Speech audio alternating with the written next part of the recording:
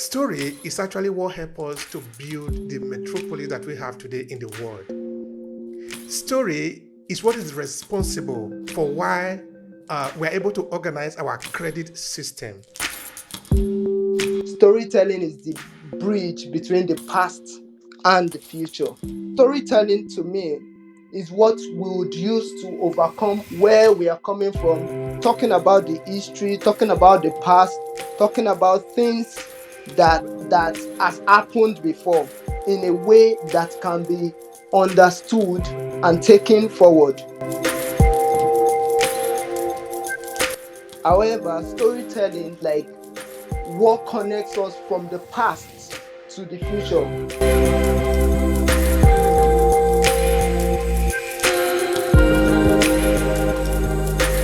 Let me share something with you that you already know, a life example. You see, in the year 1925, 1930, before the start of the Second World War, the people in Germany were living in peace. Both the Jews and the Germans, they were having a good time. They were married. Some of them were having fun. They were co-workers. They were working in the bank. They were working on the street. Everybody was having fun together. But do you know that somebody came and changed that story? Somebody told a different kind of story, that this said neighbor of yours are not your neighbors. This said friend of yours are not your friends. Your husband and wife are not your husband and wife. They are enemy.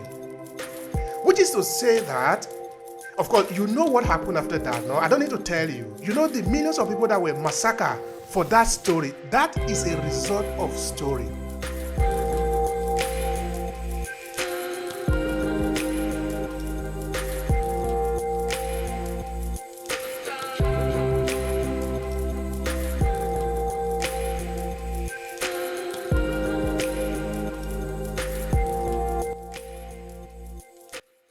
Let me just share two things with you before I pass the mic on to Akari. I don't know if I pronounced it correctly, but anyway, you helped me that just now.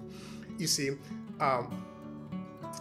story is actually what helps us to build the metropolis that we have today in the world. Story is what is responsible for why we're able to organize our credit system.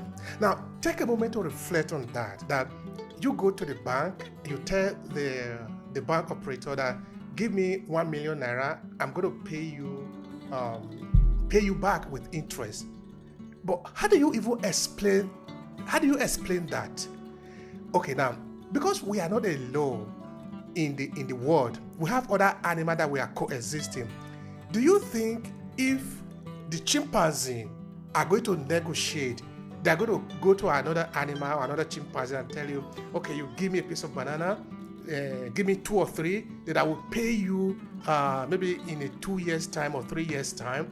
It's not going to work. Anyway, I'm not a baboon, I'm not a chimpanzee, but I know that is not how it operates there. But for us, it's different because we have story. And this story, what is even fascinating about it is that this story doesn't have to even be true. We can even invent it. I'm talking of invention here, and let me show you an example. The other day, I was interviewing a visual artist. He's a good one, a Canadian visual artist, because he has worked in films like Jurassic Park, in Transformer. Of course, you know those films, no? Now, because he's a visual artist, you know, the visual artists, they sometimes work with images, but they also work with sound, no? In that you make the sound of the mosquito sound like a big engine. That when the mosquito touch the ground, just marching, you start hearing something like that is a mosquito walking. What we have done, we have amplified what was supposed to be the little sound there, so that everybody that is inside the room or in the cinema hall are just moving to the edge of their seat because the mosquito is coming. All these are the power of story, because we are able to penetrate the human imagination and make them feel something. Now, I was telling this guy, you and I know that story that you are creating is not true. It is invented because the aliens never really came to the street of New York or Los Angeles and they were marching on the street. Despite the fact that we know that is the case, me and you, when we go to the cinema, our heart is racing. Our adrenaline is so, our blood is pumping as if it's real. Why? That is story, the power of story. Let me share something with you that you already know, a life example. You see, in the year 1925, 1913, before the start of the Second World War, the people in Germany were living in peace. Both the Jews and the Germans, they were having a good time. They were marrying. Some of them were having fun. They were co-workers. They were working in the bank. They were working on the street.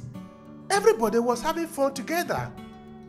But do you know that somebody came and changed that story?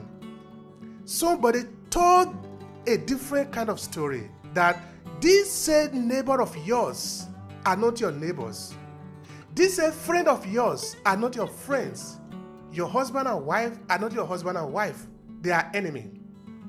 Which is to say that, of course, you know what happened after that, no? I don't need to tell you. You know the millions of people that were massacred for that story. That is a result of story.